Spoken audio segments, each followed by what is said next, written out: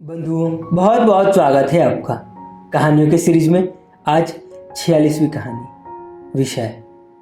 आइए सुनाता हूँ आपको मैंने अपनी इस कहानी में क्या लिखा है। ठीक है। बहाना एक नया आर्टिकल लिखने का था, पर सच तो ये था, राहुल इस बात से अनजान भी नहीं था कि आज रात वो कुछ नया लिख नहीं पाएगा। क्योंकि सुबह से रात हो गई थी और अब तक वो एक नए विषय से मिला नहीं था। शायद ये वक्त राहुल को लिखने से कहीं दूर ले जाना चाहता हो।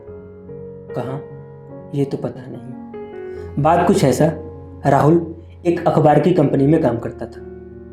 यूं तो उसका काम कुछ और ही था, पर हर दिन उसका लिखा एक आर्टिकल अखबार में छपता था। कमाल का लिखता था। उसके एक एक शब्द पाठकों को अपनी तरफ खींच लेता था, ठीक वैसे ही जैसे चीनी की मिठास चींटियों को अपनी ओर खींच लेती है। उसकी लिखने की एक खास बात थी। सुबह में ही एक नए विषय से मिल लेता और रात में अपनी आर्टिकल को पूरा कर लेता।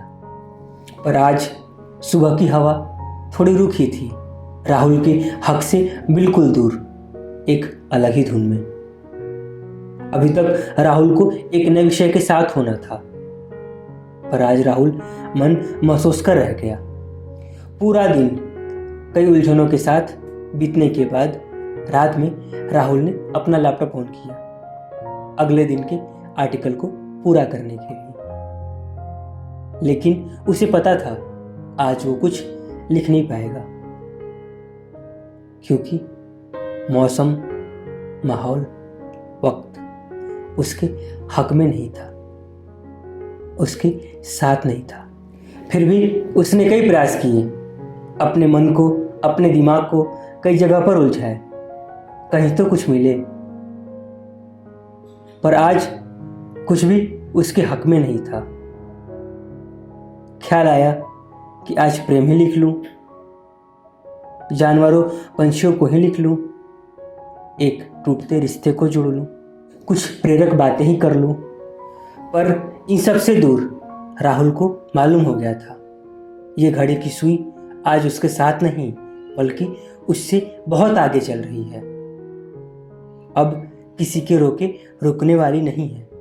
बस इंतजार है एक नई सुबह का, एक नए वक्त का, एक नए विषय का। कहानी होगी पूरी। करना आपको क्या है, आपको पता है। बिल्कुल कमेंट करिए और बताइए कैसे लगी आपको मेरी लिखी छोटी सी कहानी विषय।